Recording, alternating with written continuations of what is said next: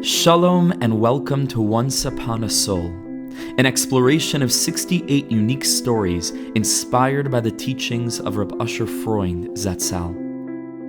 This podcast series is sponsored in loving memory of Mrs. Klari Safran, Alea HaShalom. May the neshama of Rivka Sarah Bas Reb Yehושע have an aliyah. Maisa Shahayu Tziporim Noidedois. The third story is about wandering birds. V'yo'ivrim artzos v'yamim, and they would fly over many lands and oceans. V'hayunoidedois tamid b'lahakos, and they would constantly wander in flocks. V'habrios, and all the people below, kishayiroyim oisam b'shamayim, when they would look up and see these flocks of birds flying over their lands, hayimispalim umispamim umisgagim la'uf la'artzos ha'rechaikos. They were so taken by this experience of flying that whenever they looked up and they saw these birds soaring overhead, they also yearned that they can somehow soar and fly away to faraway places, just like these flocks of birds that they were witnessing. Upam, and one time, Avra lahaka shel tziporim noidedos ke'elu, a flock of these kinds of birds that were always soaring over the heads of the people below, it crossed the border, v'nichnas ala Eretz Yisrael, and it entered into the Holy Land. And as Chazal tell us, va'avir de Eretz Yisrael harei machgim, we know that the airspace of Eretz Yisrael can make one wise, can increase one's consciousness. And so he says, therefore, v'heichelu tekef lahakis b'knafayim, they began immediately to flap their wings and to clap their wings together, v'lizroi koilos mishunim, and to cry out strange kinds of cries. V'kivin shayalayla, and because it was night, lo niru al panei haaretz klal, nobody on the ground below could see them.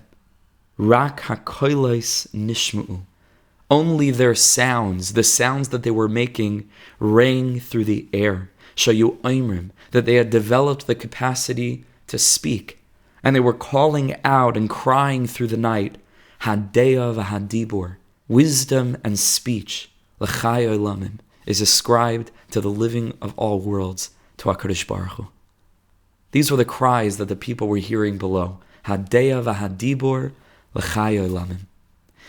Now, when you think of the people on the ground that were looking up, watching these birds soaring, and yearning to join them, you get the sense that this is you and I for so much of the time. We get this feeling that we're trapped in our mundane physical circumstances. Oftentimes we experience challenges, difficulties, and wouldn't it be wonderful to just fly away, to just soar above, to soar beyond, to be able to leave our troubles behind and to move with great fluidity from one place to a completely different realm. All of us have this experience from time to time.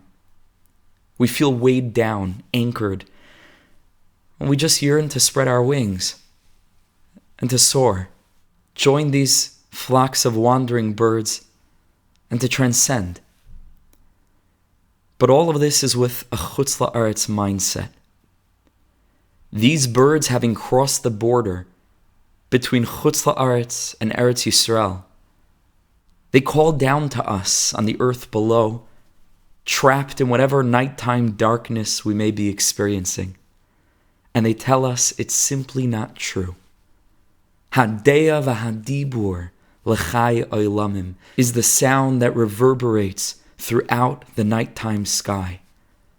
The pasuk in Koheles teaches ubal knafayim yagid davar. It's the winged creatures that carry davar, speech. Speech is very connected with flight. Particularly the Eretz Yisrael speech that's connected to harabayis, like we learned in the first story, which is the dibur of tefillah. The Zohar Kadosh teaches that tefillah is boikin rikiyin va'oilin. Tefillah doesn't just simply leave our mouths and sit there. The Zohar says that accompanied by the train gadfin, by the two wings of ava and yira, of awe and love, tefillah rises above. It penetrates all the atmospheric layers of heaven, va'oilin, and it rises to the kisei hakavod. Tefillah flies. Tefillah soars. Tefillah lifts the person that davens with das, with consciousness, to the spiritual realm beyond. And this is what the bird is telling us. Don't be jealous. You're not so different than we are.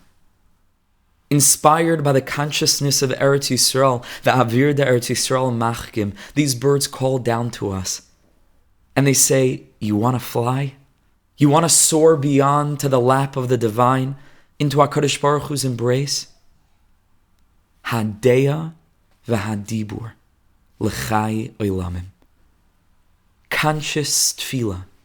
Tefillah offered with love and with awe. That's baikin va'oilin. That breaks all the boundaries and it lifts one up, l'chai olamim, to rise in communion with HaKadosh Baruch Hu. Tefillah is our ticket to transcendence, to soar beyond, to break out of whatever shackles we feel bind our hands. With tefillah, anything is possible. Like Rabbi Nachman tells us, Hateva mechayev kach. Nature might set a certain limit, but tefillah meshana hateva. Tefillah lifts us to a place that's beyond teva. The Gemara tells us that if a person is davening in chutz la'aretz, they should turn themselves toward Eretz Yisrael. And if they're davening in Eretz Yisrael, they should turn themselves toward Yerushalayim. And if they're davening in Yerushalayim, they should turn themselves toward the Beis HaMikdash. And finally, if they're davening in the Beis HaMikdash, they should turn themselves to face the Kodesh HaKadoshim, the Holy of Holies. And the lashon that the Gemara uses to describe a person davening in a particular place is Haya Oimed b'chutz la'aretz. If this person happened to be standing in chutz la'aretz, they should turn toward Eretz Yisrael. Haya Oimed b'Eretz Yisrael. If they're standing in Eretz Yisrael, they should turn toward Yerushalayim. Haya Oimed b'Yerushalayim, and so on. The lashon is Haya Oimed. Now, on a simple level, again, this is referring to different cases where people might be standing physically in particular places davening to Hashem. Haya Oimed, if he happened to be standing in chutz la'aretz.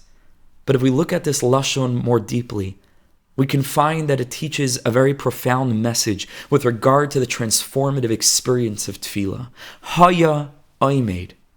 If a person is standing to daven, once he begins davening, we can only refer to his physical positioning with the words Haya Oimed. This is where he used to be standing. This is where this person was once standing, because now he's no longer there. The moment we begin to open our mouths in tefillah, we're gone. We transcend. We sprout wings of love and awe, ubaikin rikian va'oilin, and we break through all the barriers and we rise above to join these flocks of birds in their flight, to experience total freedom in the moment of intimate connection with Hashem, as long as it's done consciously. Hadeya v'hadibur, conscious tefillah is our ticket l'chai olamim, to soar like these birds beyond, and to be suddenly freed of our constraints, to be suddenly freed of the dross physical nature of our experience. Haya oimed. When a person walks into shul and begins davening, he's no longer there. This is where he used to be. Right now, his neshama is soaring beyond, transcending, la'uf lamala, soaring above, flying through the portal of the Beis HaMikdash, which is the place where earth rises to kiss the heaven. May we merit to experience tefillah on this level, to feel that tefillah frees us, to feel that tefillah grants us the wings with which to soar into the embrace of HaKadosh Baruch Hu, Hadeya v'hadibur l'chai olamim. Wishing everyone the most wonderful day, and thank you for listening.